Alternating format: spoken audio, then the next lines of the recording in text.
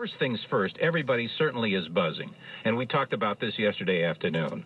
The decision that was handed down yesterday on ESPN, and this was an hour-long, I want to call it infomercial for LeBron James, who was trying to choose between his team of 7 years, the Cleveland Cavaliers, maybe going to the New York Nets, the New York Knicks, the Chicago Bulls, the Miami Heat. So it all culminated shortly after 9 last night. I think we mentioned yesterday when I was talking to Christine Brennan of USA Today that ESPN had said the announcement's going to come, his decision will be made in the first quarter hour. Well, that really wasn't true. It didn't come until the second quarter hour, and we'll get into that. And apparently, in preparing this program, ESPN could not get James Earl Jones to be the announcer. So they got another Darth Vader-sounding kind of guy to introduce the extravaganza last night. With breathless anticipation, the basketball world has been waiting. Just try to keep my options available. At the end of the day, we all know this is a business. The courtship of a franchise-saving superstar has come to a close. I understand that me going down as one of the greats will not happen until I, win a championship. At stake, the NBA's balance of power. At last, the time has arrived. The most coveted free agent in the history of the game, LeBron James. LeBron James, flight number 23. His decision next. I'm just looking for the opportunity to be put on that showcase again and have the opportunity to compete and bring home the #1 trophy in the world.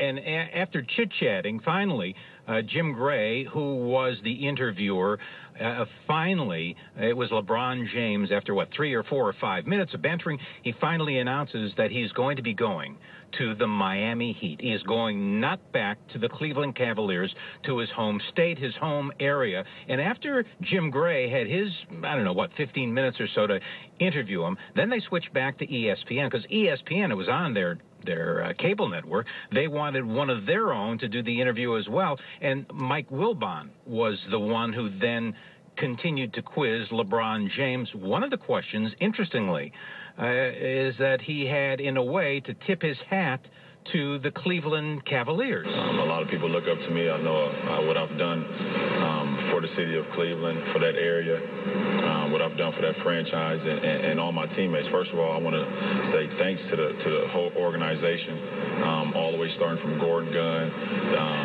to Paxson being there, Dan Gilbert, to Coach Mike Brown, to Paul Silas, and all my teammates that I've had over the years.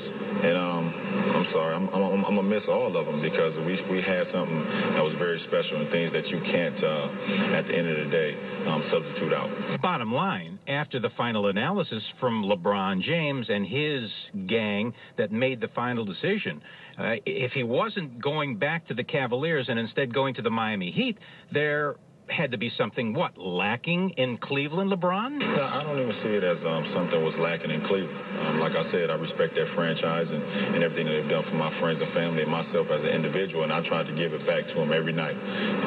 My blood, sweat, and tears every night. I try to play hard for them, be the best basketball player I could be on and off the court. I just think that the attraction in Miami with being alongside Dwayne Wade and being alongside Chris Bosh and being part of that organization, and with the other guys that's going to come in, I think it's a new challenge for myself. Did you have a chance to talk to Dan Gilbert at all in the last few days and even since making the decision?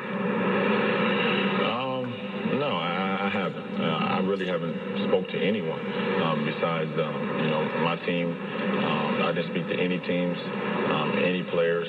I just want to kind of just soak it in and just make sure that I was making the right decision for no one else but myself. Well, you heard LeBron James saying there that he did not speak to the owner, and of course the Michigander, the Michigan State graduate, the creator of Rock Financial and Quicken Loans, Dan Gilbert. Maybe because of that, Dan Gilbert on the Cleveland Cavaliers website set out this scathing letter to the team's fans.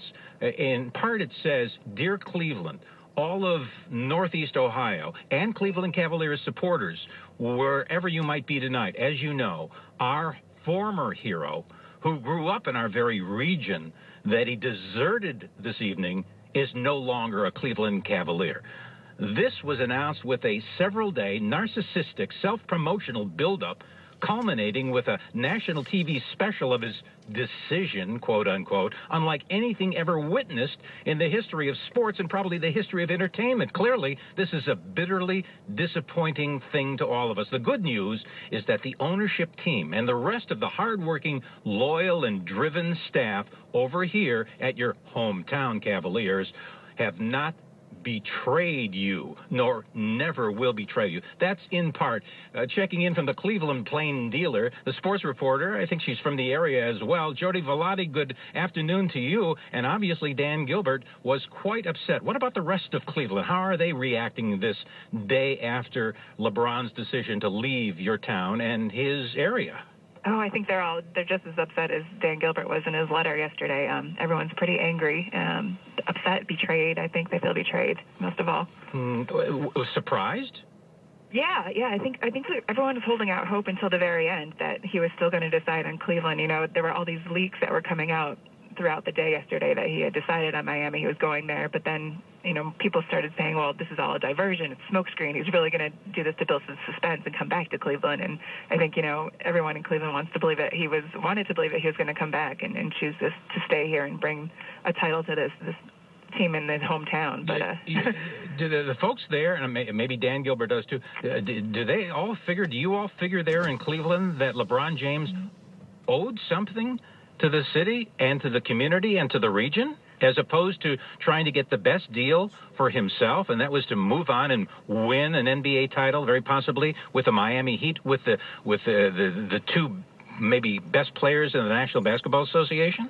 Yeah, I don't know if they think he owed it to Cleveland, but I do think that they just felt kind of just betrayed by the whole ordeal, more embarrassed by the way he did it. You know, I think everyone understands that sports is a business, and, you know, he's a 25-year-old kid, and he wants to win a title, and he wants to earn as much money as he can.